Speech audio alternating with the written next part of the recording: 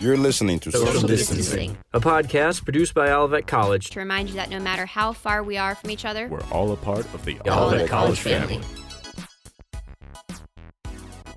Hello and welcome on this beautiful day to our fourth episode of our social distancing podcast put out through Olivet College. Welcome my co-host, Daine Pavlovski. Daine, how are you doing today? I am great, Ryan. Shockey, how are you, my co-host? Doing well. I should probably redo that because I didn't introduce myself. I got you. I thought we were doing a little tag team back again. Check it direct at Let's Begin. Okay. Today we have Joey Shepard on our episode with us. Joey, how are you doing? Dapper as always. How are you guys? He is very dapper. He's got a real handsome background right now. I wish we could all see it, but it's just a real nice picture of one of our faculty members, one of our best Actually, young one of my faculty. idols. I've heard that about it. That's often referred to as an idol, iconoclast. Just all right. So what is this, Shockey? This is social distancing. We're just here to check in with our Olivet family and community and see how everybody's doing. We want to share some good news. We want to talk to people in our family. Like we mentioned today, we have Mr. Joey Shepard with us and going through things, making sure we're staying connected. Olivet College, it's what we're about. It's our family. We miss you guys. We want to see everybody again. But until then, this podcast is going to have to do. Absolutely. That's the goal. We're trying to make everybody feel the warm fuzzies and feel that Olivet College family love. And we appreciate everybody who have listened to the first 3 episodes. We've had some great guests, and we're going to keep that rolling today. But if you would like to listen to the rest of the episodes, you can find them wherever you found this one, or anywhere you get your podcasts. You can find it on Google Podcasts, on Apple through iTunes. You can find it on Stitcher, on Pocket Casts if you're really cool and have an app just for your podcast like I do, but also on the Olivet College social media and Olivet College YouTube channels. You can find us every single week. We're dropping one a week, trying to keep up to date with what everybody in the Olivet College family is doing. So if you haven't heard the other ones, you don't have to go back and listen to them sequentially, but you should definitely go back and listen to them. We've had some great guests. We're going to have some good ones coming up here. Well, to get things started, we're going to share a little bit of good news like we like to do every episode. This good news, again, like I think all of ours really, Daine, have hit close to home in somebody that is part of our Olivet College community. Jeremiah Williams used to be our assistant men's basketball coach. I don't know, probably 2 or 3 years ago now. Did a great job working with our young men in the basketball program. Jeremiah has a longtime girlfriend. They were together when he worked here. And during his time here, he lived in an apartment complex and met an older couple. And they got to be pretty good friends. She would actually, the husband and wife, the older couple, they'd come to some of our basketball games. It was neat to see them interact. And if you talk to Jeremiah, he would say like that they were like his adopted grandparents. Just as we started to go into social distancing and quarantine and the stay-at-home orders, whatever we're calling it now, Jeremiah had decided to propose to his longtime girlfriend and get engaged. Now, unfortunately, because of the stay-at-home restrictions, he couldn't do this in front of a dear friend of theirs, and because she was in a nursing home, they couldn't travel to the nursing home. So Jeremiah actually went to the nursing home outside of her window, called her on the phone, said, "Hey, come over to your window, look outside the window. I'm going to propose to my girlfriend. We're going to get married." It was a cruel story. Apparently, the older lady had been telling Jeremiah for a long time that he needed to lock her up and get married and propose to her because he had overachieved like many of us have. And so it was neat to see that come full story and see the emotion in the story. It was on one of our local news stations. And again, just another great example of our Olivet College family, current and former, out there doing great things and doing what's right, and a lot of love. follow Olivet College on Facebook, Twitter, Instagram, and YouTube to check out motivational moment videos each week. Faculty and staff are sharing their words of wisdom with the OC family to spread positivity and encourage perseverance. We have a great guest today. So the academic accommodations and peer tutoring coordinator at Olivet now comes to us from a liberal arts background in Kentucky, has a master's in adult and higher education, and has really done a lot for the student body at Olivet College. That Student Success Center really kind of energized and brought a lot of good things, positive things. And I see it all the time in my students who I'll be talking to them about advising stuff, and they'll go, "Oh yeah, Joey helped me out." And I'm like, "Oh, thank goodness," because I know that it's going to be a good thing if they got help from Joey. And I send people there all the time, but has also started Student Success Center workshops, like for time management and resume, that I know we send our kids to all the time in our program. So has really done a ton for Olivet College in even a pretty short amount of time. We have a great guest today on social distancing, and that guest is Joey Shepard. Joey Shepard, welcome.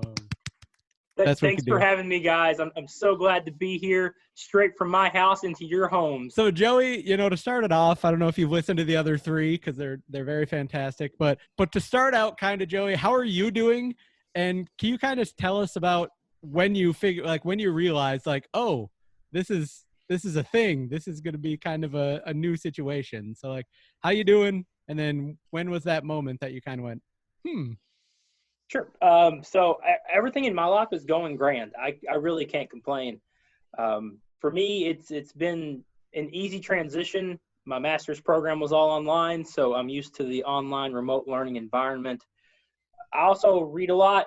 I'm a big reader. That's like my big hobby in life. So for me, I was keeping tally, and I have some colleagues who work in public health.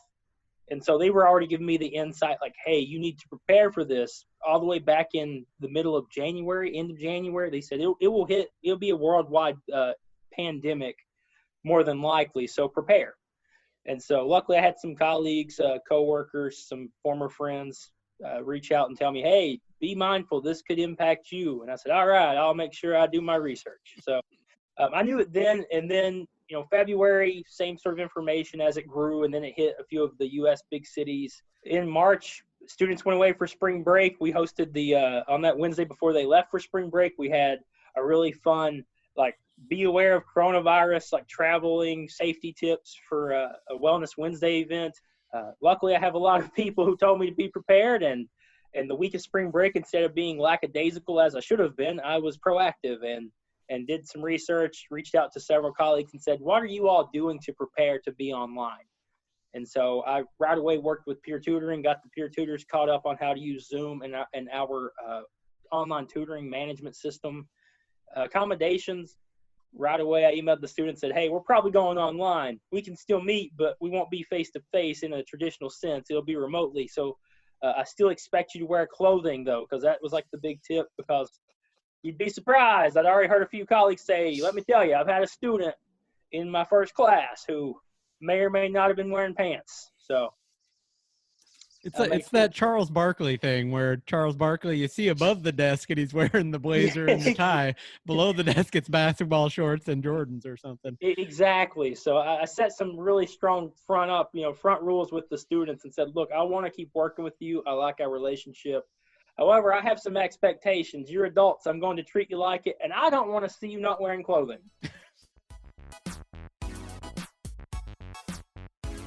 Connect with the admissions team during a virtual one-on-one session via Zoom.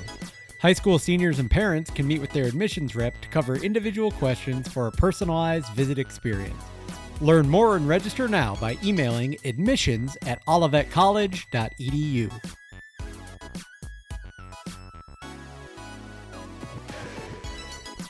So, Joey, you kind of mentioned some of the things that you do in part of your everyday, but for people who might not be on campuses regularly or might not, alum maybe don't experience interaction with you as much, how would you describe what you do on Olivet, what you kind of do on campus, and how did you get here? You've mentioned Kentucky a couple times where you come from. Sure. So what do you do at Olivet, and how did you end up here? So the accommodations in peer tutoring are just types of student support.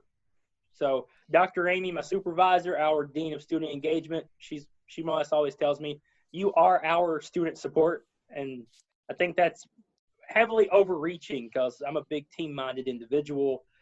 However, I do a lot of the student support initiatives, activities, as you'd mentioned, the workshops. Mostly I work with students with impairments and disabilities for the accommodations. So that ranges anywhere from like extended time on assignments to private testing, or, having the opportunity to have someone read an assignment to a student. So it's pretty varied. It's case by case. I like it. The peer tutoring is mostly self-sufficient. I'm just the guy who submits the budget, and I had bi-weekly meetings. I did a lot of check-ins this year. I really made sure to be intentional with working with the tutors and even checking in with a lot of the tutees, because most of the tutoring sessions take place in the Success Center. So for me, it's those two big activities. I helped with career services a lot this year, which is fun for me. I like helping, students get more prepared for their future because they're the future leaders of the world is how I look at things. And then last, the care team. Olivet College has a care team. So that's your response team for student concerns, alerts, students who might be struggling, falling behind. I actually helped create that at Olivet College when I started here, which was a whole total of 19 months ago now. It's been a long time. But it's been great doing it in such a short amount of time. We have a very robust team. And this year we've had a lot of cases, a lot of faculty and staff members trust the care team to take care of those concerns and alerts.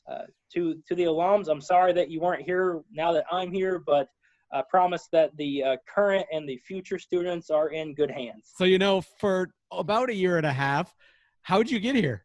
How did all of a sudden, how did Joey Shepard fall into our laps like this? So I'll give you the rundown. I was born in Harlan, Kentucky. So that's one of the top 10 poorest counties in the nation. So southeastern Kentucky, the coal mining Appalachian region. At the age of 16, I legally emancipated myself from my parents. So I spent a couple years working at Dairy Queen, actually. That was my first legal job I had, besides the summer jobs, mowing lawns and all that fun stuff. So I had my own apartment, which was really cool. At 16, most people can't say that. Got a full ride to Berea College, which is a low socioeconomic serving higher education institution. Pretty well known, has a very large endowment. It's a work-study college, so I really enjoyed the fact that I had to have a labor position on campus. I met a wonderful young lady while there who comes from just south of Detroit named Erin, and we actually started talking across the main crosswalk on campus is where we actually started talking, and so that was always funny. It had a very Southern man's voice. It was Chestnut Street, and so when the lights turned green, it always went walk sign Chestnut, really deep and Southern, and so we always laughed about that. And then upon graduation, my alma mater offered me two positions, actually, one in Res Life because I'd worked in Res Life, and one in admissions. And I said, I'll do admissions. I'm sick of Res Life. And do I regret that decision? So they don't tell you this in admissions, but you're supposed to be a salesman.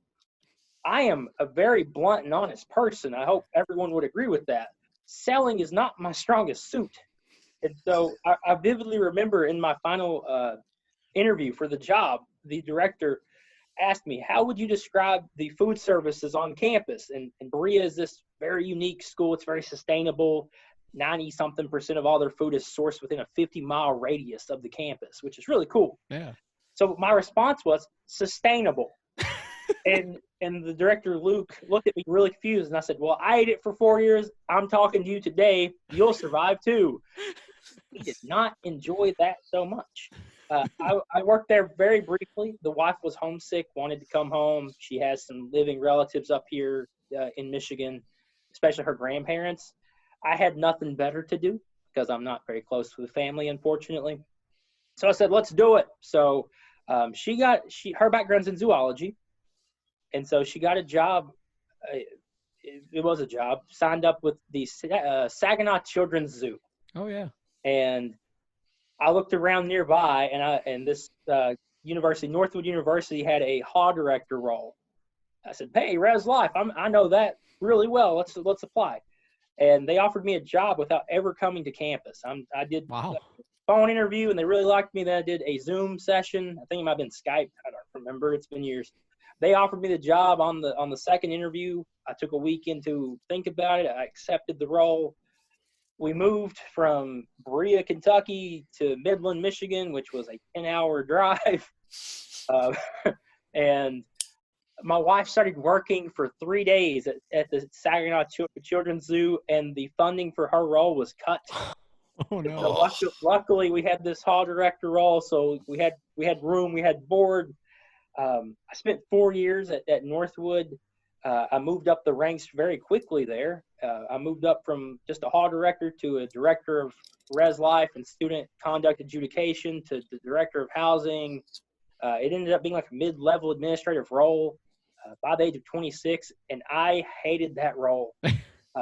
I really like working directly with students. That's why I want to be in faculty, primarily. Not even at a big like R1 research university either, because I don't want to spend all my time away from students. I really like the connecting with students piece. So I resigned. I had a really rough summer as I finished up my master's program and said, I think I've had enough.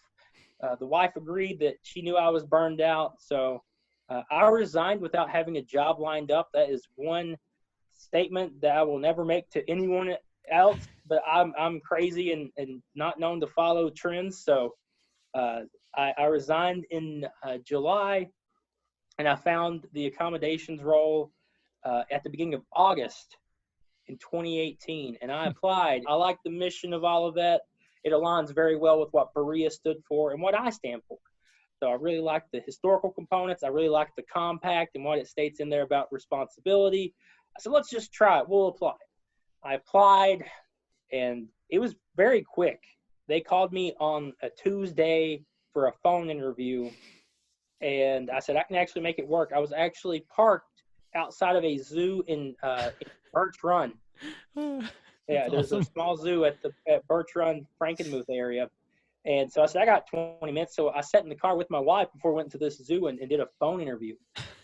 And they called me back later that day and said, can you come to campus tomorrow and do an in-person interview? I said, I actually have another meeting of some sort tomorrow. And they said, how about Thursday? I said, okay, I can make Thursday. So I came to campus on Thursday. It was an hour meeting. I left.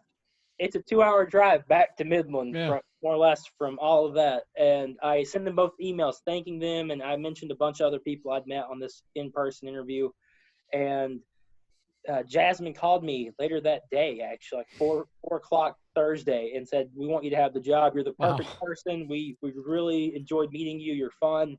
You're engaging. You're everything we need. And I said, okay, that sounds like I'm a little humble. Let's not brag too much. And I said, well, give me a few weeks. I'll find a house and I'll move. And they said, is there any way at all you could start Monday? Because our class begins the following Monday. So for the first 6 weeks, I was employed at Olivet. I commuted 2 hours to and from work every day. Oh, my goodness.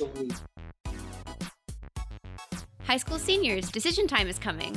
The OC admissions team is here to support you in the coming weeks as you make your college decision.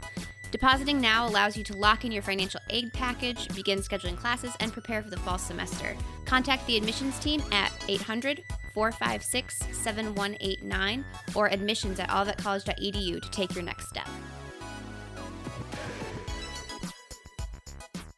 Changing gears a little bit, you mentioned you're married, your wife's name's Erin. How are the two of you dealing with the new normal? What are you doing to pass time? Have you learned anything new about your wife? I mean, this is like an unprecedented amount of time that you're spending with one person. So how's it going, and what are you doing? It's going fine, honestly. She's furloughed from her employer, so in the daytime I stay downstairs. She hangs out upstairs. So the only time that I've ever had to go up there and be like, "Hey, can you be quiet?" is if she's dancing or something too loud, or getting a little crazy on Zumba or Just Dance or whatever she does. No, she's good.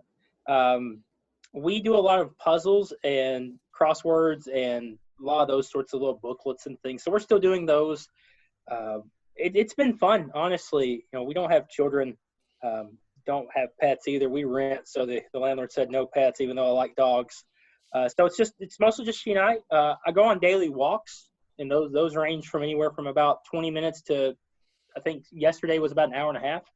It was lovely out. So yeah, it's been quite fun, honestly. We're doing fine. So you mentioned playing games. Is there crosswords and puzzles? Is there a go-to game? We've been like in our family, one of our middle daughter just learned how to play Yahtzee. So we've been playing a lot of Yahtzee lately, trying to get my Yahtzee strategy down so I don't take a 0 on a big one. But what's a go-to game that you've been playing? So for her, she plays this like this Disney app game that's like a fighting style game. I don't play a lot of video games. That's not my cup of tea, sadly. I would say we have 150 different types of board games. We kind of collect board games. Oh, wow. But the problem is when there's only 2 people, none of the games are as fun as they used to be when there's 3, 4, 7 people. Hmm. So we don't play too many of those right now. She plays computer games. I play occasionally like Fortnite. We have a Nintendo Switch, so we play. What is it? Snipper Clips, I think is the name. Actually, that's a fun little game. Yeah. I Daine love knows. snipper clips. Yeah, We used to that's play a that fun in little grad game. school. We would just sit there, and my wife and I would just snipper clip all day. Well, that's good stuff. So yeah, it's she plays a lot of games because she's just trying to pass the time. She's pretty bored, I'm sure. For me, as far as like fun hobbies I am doing, because I know that's probably a question you're just dying to ask me, Yes. is right now she's a big Friends person, so we've watched Friends all the way through, I think, four times together. I actually am more of a Seinfeld person, so I am watching Seinfeld through for the 3rd time. So like over the lunch hour, I'm usually watching Seinfeld through Hulu. In the evenings, I'm watching probably Seinfeld through Hulu. I have the Blu-ray collection, but no one uses Blu-ray anymore. It's a sign of the times.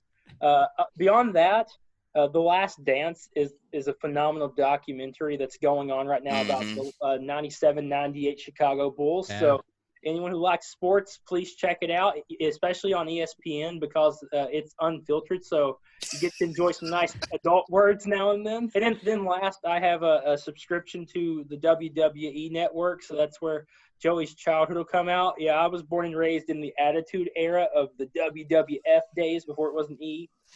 So I've been going back and watching a lot of those old pay-per-views and events. So what do you love about Olivet College, and why do you work here, and what, I guess in short, what gets you motivated to get up every day and pour so much into our students? Sure. So honestly, the big piece for me is the relationship-based component of what Olivet stands for. It's truly authentic connections and relationships with students, with staff, with faculty, with everyone at Olivet. It truly is a family.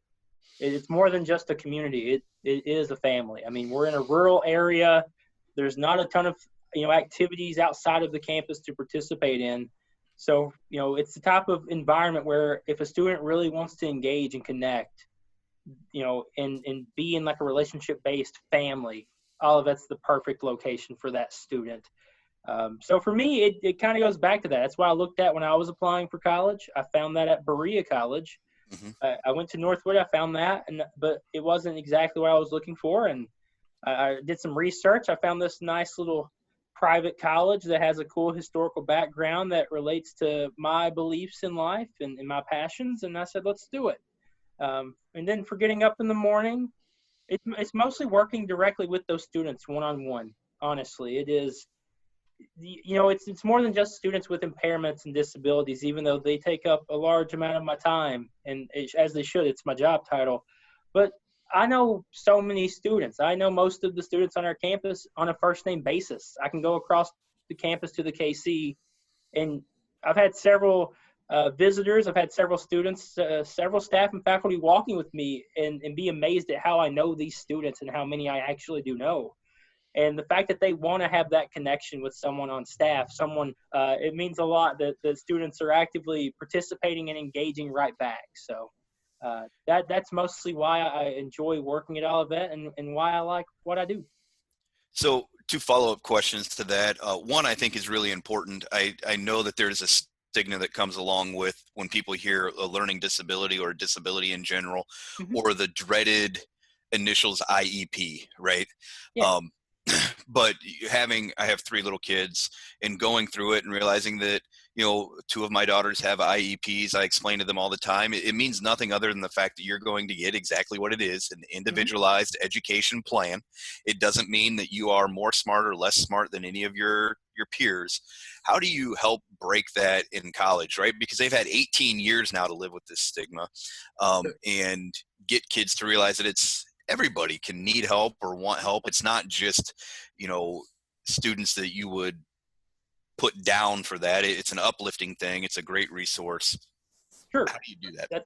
That's a great question, Ryan. So for me, I always tell students when I first meet them that in my role, I am not giving them an advantage. I'm just leveling their playing field. It's like you come into college, a lot of students who even had IEPs in high school, some students got way too many resources, or unfortunately we're almost overly nurtured, which is not what we're trying to do. We're not wanting to hold their hand. We're wanting them to be autonomous, independent, self-sufficient individuals. And then on the other side of that, we had students who didn't receive any sort of resources or support at all. And so for me, it's finding that middle ground where each student can thrive. And the big thing for me is to destigmatize it. I tell students the way that we have our accommodation set up at Olivet, I studied this a lot in my master's program, was how to make a student feel confident in their needs while also not making them feel less than anyone else. And so we really pride ourselves on the confidentiality piece. Every semester, the student doesn't have to take a letter. A lot of schools still do this. They'll have the student take a physical letter to each of their professors that explains, I have an impairment or a disability, or I need support. If I was a student, and I'm pretty introverted naturally, I would never go up to a professor if I had that document for several reasons. One, I would be embarrassed to do it before or after class because there's other students there. I'd probably be afraid to take it to office hours because there might be students or other faculty or staff there that don't need to know. So for me, I kind of stopped that whole process when I got here and said, instead of making it about the student doing this, even though I make sure that they're independent, every semester, I will email your professors and you, and I will blind carbon copy only your specific professors that semester with your needs. That way, no one else knows you have any sort of accommodations or you have a legal need for accommodations. And a lot of the students have been very thankful for that. They said, well, in high school, I had to go to separate classrooms. I don't want that. That's not what we're doing here. You're not getting anything specific in that manner in college. That's not something colleges can provide. But two, I don't want a student feeling singled out. And if at any time it's not working, they also are invited to my office. I send emails quite consistently to the students. I encourage them to schedule either weekly or bi-weekly meetings with me just to stay in touch. If nothing else, to have some support person there, either for life advice, academic advice. So really, it's just trying to provide an inclusive experience for all students and making sure that they feel adequately supported to develop self-sufficient tendencies and skill sets to succeed in life. I tell students with accommodations and without, if you ever need anything, come to me. I might not be the person who can resolve your issue, but I know who can. And so luckily, I have quite a few students who come to my office and ask for support. I have students email me. Students have my phone number. I've had students, contact me and say, I know one of my brothers in my fraternity house talks to you all the time. He thinks you're wonderful. Could you help me with something? And I say, yeah, let's talk. Let's either, come to my office. If you want just email, that's fine, but I prefer face-to-face. If a student doesn't have documentation for accommodations, the great thing is we have counselors that we work with. Olivet provides, health and wellness counselors. So if a counselor was willing to write a document stating that this student needs X, Y, and Z, we can provide those because they're a medical or mental health professional. Joey, the last thing we always like to ask people, what kind of encouraging words or kind of pep talk or just advice would you share if you had your Olivet College students, faculty, or staff sitting right in front of you today? What kind of message would you want to send out to the Olivet College family to kind of keep them going? The big thing for me to tell people right now is make sure that you're adaptable in an ever-changing climate. What we were just a month or 2 months ago, I'm not sure we can ever return to that. And that's okay, because in the scheme of higher education, you're always adapting. You have to be flexible, or else you're going to get left behind. And so I've been very impressed with faculty and staff working so collaboratively to quickly transition to remote learning. I am currently working with several constituents on Res Life and student engagement, other initiatives on what the virtual environment might be like going forward. And even if we do one day get to return to that sense of normalcy, there's no way we can ever overlook the potential benefits of some online/hybrid roles. It's the way of the future. And for me, I look at it that way. I think technology is truly, it's only going to keep moving forward and advancing. And this is our chance to really get on board with that. We can still be personable though. That's the big thing that we can't forget is being personable, having that relationship-based education model that we strive to utilize, and we do. that can still continue even if we're remote. I am just very impressed with what everyone's doing and being adaptable and flexible.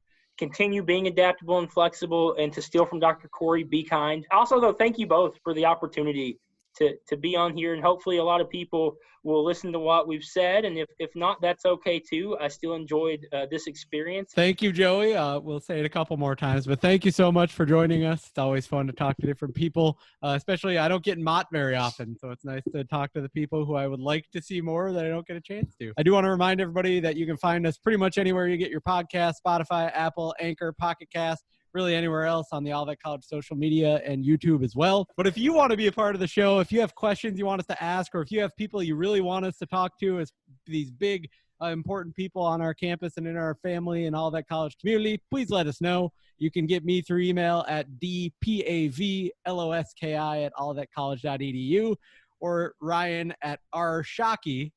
You want to do it, or you want me to do it? You do it. You know how to spell my name. I can't spell your name. You don't even know my name. It's Shockey, SHOCKEY, at olivetcollege.edu. Make sure you put the college in. Ooh. Unfortunately, there is an olivet.edu. Go to somebody else. I will never get it. So please add olivetcollege.edu. There you go. D. Pavlovski, R. Shockey, Jay Shepard, if you want to get a hold of Joey, a couple hang looses. But if you want to be a part of the show, feel free to reach out or say something on social media. We'd love to have you. We'd love to hear what you think. So I'll do my quick thank yous, which aren't usually that quick, and I'll leave Ryan a whole bunch. But I want to thank Joey. Thanks so much for everything you do for our students, our campus, and for talking to us today. I want to thank Ryan. I want to thank the marketing department and all that for helping us out with all the support here. I want to thank the Olivet College administration, faculty, staff, and all their families. And for me, most importantly, students who are going through some really hard things right now. So big shout out to the students. As the time of this recording, we are through finals week. And so congratulations, students, and let's get ready to come back together in whatever form we need to and keep things rolling at Olivet. Last shout-outs quick to Aaron Gowdy, Keon Rainey. Keon, sorry, he's going to graduate. Keon Do-Right Rainey, Asher Wertheimer, Travis Garner, and my lovely wife, Erin Pavlovski. All those people lent their vocals to the intro of this show. And then I'll hand them off to Mr. Shockey. Yeah, so thank you to Joey and Daine for agreeing to do this. I'm having a lot of fun with the social distancing podcast. Daine, thank you for all of the time and energy you put into editing these and producing them to get them up. And thank you for the Olivet College marketing department for helping us get this out. Would like to thank all the mothers out there. Mother's Day is coming up on Sunday. So thank you to the mothers that are doing all the great things for us kids. I know my mom's been very supportive of me during this time. It's good to have somebody to call, and my wife is obviously always does a great job with our kids.